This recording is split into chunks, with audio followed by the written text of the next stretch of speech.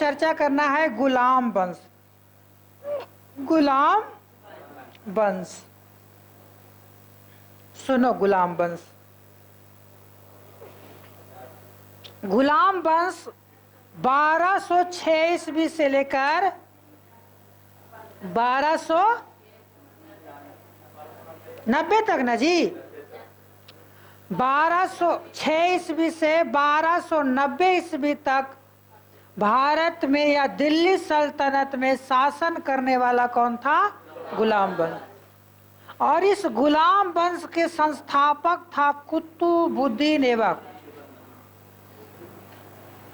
कुतुबुद्दीन ऐबक कौन था? कुतुबुद्दीन ऐबक। ये कुतुबुद्दीन ऐबक मोहम्मद गौरी का गुलाम था। किसका? मोहम्मद गौरी का गुलाम था। इस कारण से इसने गुलाम वंश की स्थापना किया। गुलाम था, इस कारण से इसका नाम पड़ा गुलाम वंश। हालांकि ये कुतुबुद्दीन ऐबक जो था मामलुक वंश का था। कौन सा वंश का? मामलुक वंश का था। यानी गुलाम वंश को मामलुक वंश भी कहते हैं। गुलाम वंश को मामलुक वंश भी कहते हैं। अब देखो, इस गुलाम वंश में कई शासकों ने शासन किए, जिसमें प्रमुख शासक के रूप में कौन कौन जाने जाते हैं? तो सबसे पहले कुतुबुद्दीन ऐबक। पहला कौन था? कुतुबुद्दीन ऐबक। दूसरा था इल्तुतमिश। इल्तुतमिश। फिर था रजिया सुल्तान। रजिया सुल्तान। ध्यान देना है, और भी शासक हुए, लेकिन हम यहाँ किसकी चर्चा कर रहे हैं? जो इसमें से सबसे प्रमुख शासक हुए। एक व्यक्ति का नाम था नसीर उद्दीन मोहम्मद। क्या नाम था? नसीर उद्दीन मोहम्मद। और एक व्यक्ति का नाम था बलबन। बलबन। और इस वंश का अंतिम शासक था कैकुबाद। क्या नाम था?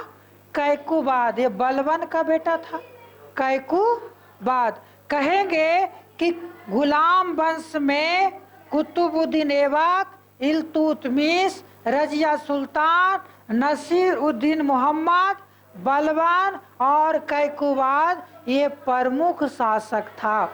हालांकि इसके अलावा बहुत सारे शासकों ने छोटे छोटे स्तर पर भी शासन किया था। अब हम चर्चा करेंगे, सबसे बारी बारी से सभी शासकों की चर्चा हम करेंगे। सबसे पहले चर्चा हम कर लेते हैं कुतुबुद्दीन ऐबक का। किसका? कुतुबुद्दीन ऐबक। ये कुतुबुद्दीन ऐबक को गुलाम वंश के संस्थापक माना जाता है। गुलाम वंश के संस्थापक कुतुबुद्दीन ऐबक। ये ऐबक का मतलब होता है चंद्रमा। ऐबक का मतलब क्या होता है? चंद्रमा। कहा जाता है कुतुबुद्दीन ऐबक एक उदार व्यक्ति था। उदार व्यक्ति मतलब दयालु। इस कारण से इसे लाख वक्स भी कहा जाता है। लाख वक्स। क्या कहा जाता है? लाख वक्स कहा जाता है। क्वेश्चन आएगा कि गुलाम वंश के किस राजा को लाख वक्स के नाम से जाना जाता है, तो क्या कहेंगे? कुतुबुद्दीन ऐबक। किसे? कुतुबुद्दीन ऐबक। ध्यान देना है कि कुतुबुद्दीन ऐबक जो है ये बहुत सारे मस्जिदों का भी निर्माण करवाया था, या कहेंगे कि स्मारकों का निर्माण करवाया था। सबसे पहला जो स्मारक का निर्माण किया था नाम है 2.5 दिन का झोपड़ा। 2.5 दिन का झोपड़ा। 2.5 दिन का झोपड़ा। क्वेश्चन आएगा 2.5 दिन का झोपड़ा का निर्माण किसने किया था? कुतुबुद्दीन ऐबक। एक है कुतुब उल इस्लाम मस्जिद, कुतुब उल इस्लाम मस्जिद, इस्लाम मस्जिद किसने किया था? कुतुबुद्दीन ऐबक। एक है कुतुब मीनार, कुतुब मीनार, कुतुब मीनार को इसने नींव रखा, लेकिन बनने से पूरा होने से पहले कुतुबुद्दीन ऐबक की मृत्यु हो गई अचानक। इसके बाद कुतुबुद्दीन ऐबक का गुलाम एवं दामाद था इल्तुतमिश, इल्तुतमिश, जिसने कुतुब मीनार को पूरा करवाया। क्वेश्चन आएगा कुतुब मीनार का नींव किसने रखा था? तो कुतुबुद्दीन ऐबक। लेकिन उसको पूरा किसने करवाया? इल्तुतमिश ने। इल्तुतमिश कौन था? तो कुतुबुद्दीन ऐबक का गुलाम एवं दामाद था। सब ऐसी है, चलता है। अब हाँ, अब देखना है कि इसने क्या किया। 2.5 दिन का झोपड़ा, कुतुब उल इस्लाम मस्जिद और कुतुब मीनार का निर्माण करवाया। अब क्या होता है कि 1210 ईस्वी में, कब? 1210 ईस्वी में, 1210 ईस्वी में चौगान खेलते समय एक घोड़ा पर चढ़ जाता, लाठी से इसे मारता है बॉल को, हाँ, और उसी दौरान ही मुंह गड़ाने गिर गया और मर गया। अब मुँह बाहर गिरेगा तो मरेगा जी।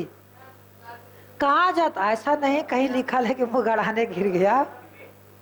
कहने का मतलब हो गया कि आपको ये चौगान खेल रहा था घोड़ा पर चढ़ करके, और घोड़ा से गिरने से इनकी मृत्यु हो गई। किसका? कुतुबुद्दीन ऐबक। तो गिरेगा तो अचानक न मृत्यु हुआ जी, अभी मरने वाला थोड़े था। बूढ़ा आदमी रहता है कि कहिया टपकता है, अगर कोई गारंटी है। लेकिन अगर कोई आदमी जवान है और अचानक किसी कारण से मर गया, एक्सीडेंट हो गया, तो उसको क्या कहते हैं? अचानक मर गया। जैसे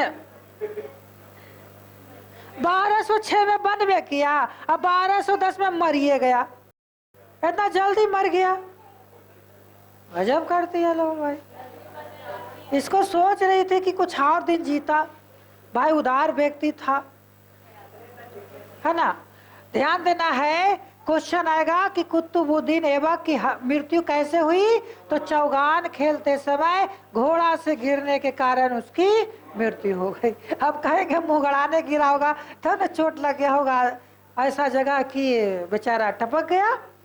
अब देखो, इससे कहा जाता है कुतुबुद्दीन ऐबक का एगो सेनापति था, बड़ा खतरनाक था, नाम था बख्तियार खिलजी। बख्तियार खिलजी ये ऐसा आदमी था, दिल्ली से चला और पटना से आगे बढ़ करके बख्तियारपुर में रुका। उसी के नाम पर वो क्षेत्र का नाम है बख्तियारपुर। नहीं जानता? पटना जिला में है बख्तियारपुर। और बख्तियारपुर से चला बिहार शरीफ तरफ। बिहार शरीफ में था पिथौरा विश्वविद्यालय, एकदम ढाहले ढूहले निकल लिया। फिर नालंदा विश्वविद्यालय, उसको भी ढहा दिया। फिर उदंतपुरी विश्वविद्यालय, उसको भी ढहा दिया। यानी बौद्ध धर्म से संबंधित जितना भी स्मारक था उसको ढहाने का काम कौन किया?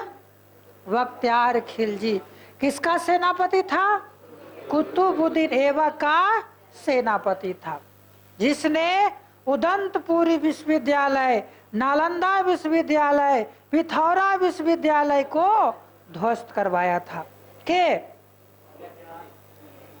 के बख्तियार खिलजी। और ये बख्तियार खिलजी जो है वो मर गया, और मर गया तो बिहार शरीफ के बड़ी पहाड़ी है, और बड़ी पहाड़ी पर जाकर उसको दफना दिया गया। आज भी उसका मजार है वहां पर, बड़ी पहाड़ी में, बिहार शरीफ में।